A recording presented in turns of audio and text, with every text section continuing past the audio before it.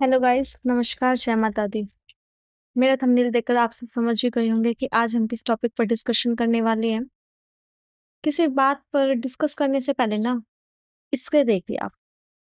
आप आपने हर एंगल से इस युवा को अपने कमाने का जरिया क्यों बना दिया है? दिल्ली पुलिस ने आकर के शिक्षकों को गलत व्यवहार किया। 12 बजे से 8:09 बजने आ रहा है। 9 घंटे के आसपास हो गए। हमारे टीचर्स केरबिल के सारे राकेश सर नीतू मैम सब अंदर है। अंदर के बारे में हमें कुछ पता नहीं है। जब तक हमारे साथी टीचर्स नहीं आ जाएंगे हम यहाँ से हिलेंगे नहीं। ये थोड़ी कि 4.5 घंटे से 5 घंटे से बस में घुमा रहे हो यार। इतना तो कॉमन सेंस सब में होना चाहिए। मानवाधिकार आयोग कहाँ चला गया? बाढ़ में घुस गया मानवाधिकार आयोग। ये सब देखकर आपको क्या पता चल रहा है कि जब से एडिक्विटी आई है ना कुछ ना कुछ हुए जा रहा है। सबसे पहले बच्चे एसएससी प्रोटेस्ट में इतना इन्वॉल्व हो गए कि ना तो वो अपनी पढ़ाई पर ध्यान दे पाए और वे दिल्ली जाकर एसएससी के लिए प्रोटेस्ट करते रहे, लेकिन इसका भी फिर हमें कुछ खास रिजल्ट मिला नहीं। उसके बाद एसएससी फेज 13 का एग्ज़ाम हुआ, उसके सेंटर इतने बच्चों के दूर दूर डाल दिए गए।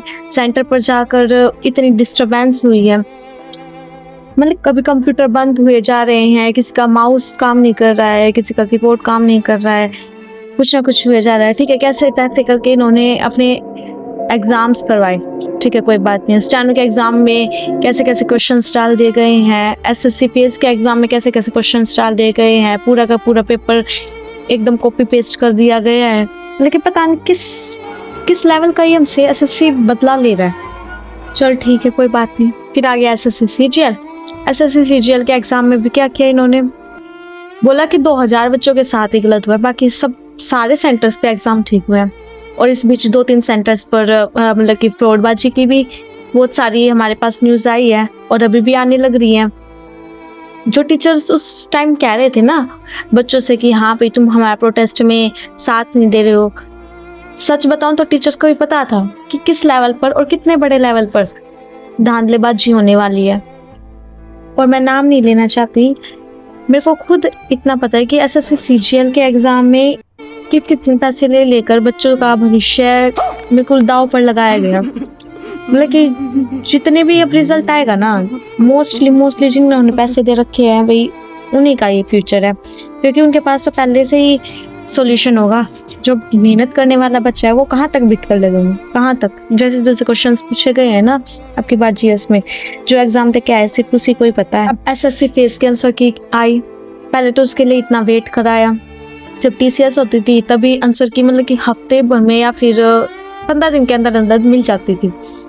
अब इन्होंने 1 महीने 2 महीने में जाकर हमें आंसर की दी है। उसमें भी इन्होंने क्या कर रखा है, ना इसे डाउनलोड कर सकते, ट्रांसपेरेंसी को पूरा खत्म कर दिया गया है। इतने सारे क्वेश्चंस को मतलब कि गलत मानने के बावजूद भी इतने सारे क्वेश्चंस गलत मिले बच्चों के आंसर्स तक पलट दिए गए हैं। और ऐसा ही चलता रहा ना, वो दिन दूर नहीं, सिर्फ जो पैसा देने वाला है ना सिर्फ उसी का ही सिलेक्शन होगा, और जो मेहनत करने वाला है ना वो तो बस बहुत कम रह जाएंगे। और अभी भी होगा। अब की बार तुम देखना जो कट ऑफ है एसएससी सीजीएल की कितनी आई जाती है। जिनका ना यूं बोलते थे कि चुटकियों में हमारा दिल्ली पुलिस में आराम से हो जाएगा, हमने पढ़ रखा है। दिल्ली पुलिस की कट ऑफ कितनी आई जाती है, क्योंकि इतने बड़े लेवल पर स्कैम होने लग रहा है यार, तुम्हें पता ही नहीं है।